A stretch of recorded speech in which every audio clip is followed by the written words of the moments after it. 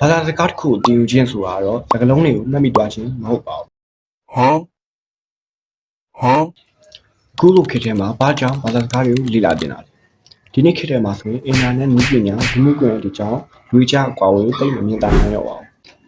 ဒါပေမဲ့ဘာသာစကားဆိုတော့အဲ့ကြားအကွာဝေးကိုချိန်သက်ပြနိုင်တဲ့တရားစင်ပဲဖြစ်ပါတယ်ဘာသာစကားတစ်ခုကိုသင်ယူခြင်းဆိုတာကတော့စကားလုံးတွေကိုမှတ်မိသွားခြင်းမဟုတ်ပါဘူးလူတစ်စုရဲ့စဉ်းစားပုံယဉ်ကျေးမှုနဲ့သူတို့ရဲ့အတွေးမြင်တွေကနားလည်လာမှဖြစ်ပါတယ်ပြီးတော့လုပ်ငန်းခွင့်လန်းနေရလဲဘာသာစကားနဲ့တိုက်ရိုက်ဆက်သွယ်နေပါတယ်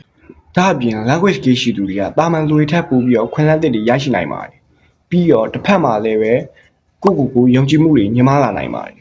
နိုင်ငံခြားသားတွေနဲ့စကားပြောနိုင်တဲ့အခါမှာလည်းငါလည်းလုံနိုင်တယ်ဆိုတဲ့စိတ်ဓာတ်မျိုးကိုရရှိမှာဖြစ်ပါတယ်ရှေးကြီးဆုံးကတော့ဘာသာစကားကလူတွေကိုချိတ်ဆက်ပြီးပြီးတော့မတူညီတဲ့လူတွေကိုလည်းနားလည်စေနိုင်တယ်အဲ့လိုနားလည်တဲ့နေရာမှာပဲလုပ်ငန်းတစ်တွေအခွင့်အရေးတွေရရှိလာတယ်ဖြစ်ပါတယ်ဒါကြောင့်ဒီခေတ်ကြီးမှာဘာသာစကားကိုသင်တာကတော့ရွေးချယ်စရာမဟုတ်တော့ပါဘူးဒါဟာကိုယ်နာနဲ့ပဲကိုယ်တိုင်တိစောက်ထားတဲ့ skill တစ်ခုပဲဖြစ်ပါတယ်ဒါကြောင့်မလို့တွေ့နေမဲ့အစား live ကယ်လီမှာဘာသာစကားတွေသင်လိုက်တော့နော်